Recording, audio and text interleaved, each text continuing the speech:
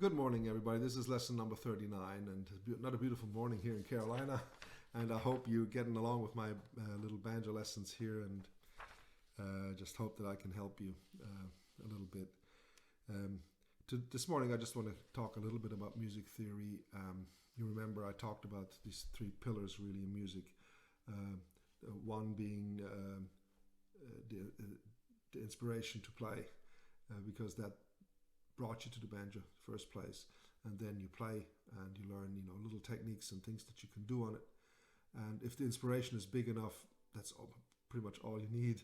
A little bit of music knowledge does not hurt. However, it's not something that's bad. And because I know people who know very, very much about music theory and cannot play really well, but they're very happy because they want to know a lot of things about music theory. But then there's people who can play really well and they know a lot about music theory.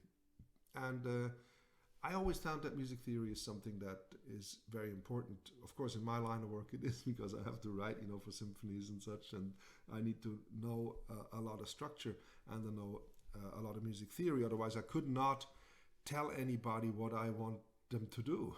It would be very difficult to communicate. But I've met plenty of musicians who are great players who don't know much. I mean, they know a little bit. They know what a G chord, C chord. They know some sequences, and they play beautiful music. And they shouldn't feel bad by not knowing more about music theory. But music theory can help you to advance into fields of music that you thought you would never understand.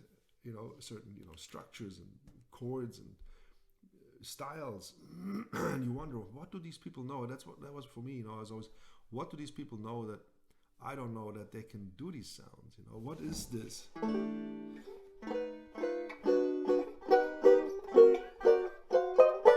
What are these chords, and why do they go together? And why is this? So I always wanted to know, what that is. But if you don't have that urge, you don't have to go that far with it. But there's a few things you need to know. I think they're very, very important, because even on a jam session level, you need to communicate certain, just basics. So here we go. This is the chromatic scale. We had learned the diatonic scale. I'm just going to hold this up. The diatonic scale we did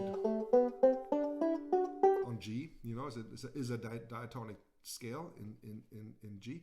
And now we learn the chromatic scale. Chromatic scale means we're just going to go up one string every fret. So they have all notes, names. So G is G, and then of course here's something that's higher than G, so it's called G sharp, has a little hashtag sign, and so it means that's sharp. It's higher than that note that it was, so it's a G, but has a little hashtag thing, and you can see that here. See on this line here, you can see the first note up there in the first fret. Here's a G with a little thing, but it also has an A with a little B beside it. That B means it's flat. So it's an A, but it's flat. So it's a G that is sharp, or an A that is flat. So it has two names. This note has two names instead of just one. It's called a half note, but it's got two names. But the value is the same. It's the same. Doesn't matter. It's same important. It's not less important. Okay, so there's an established way of naming the chromatic scale.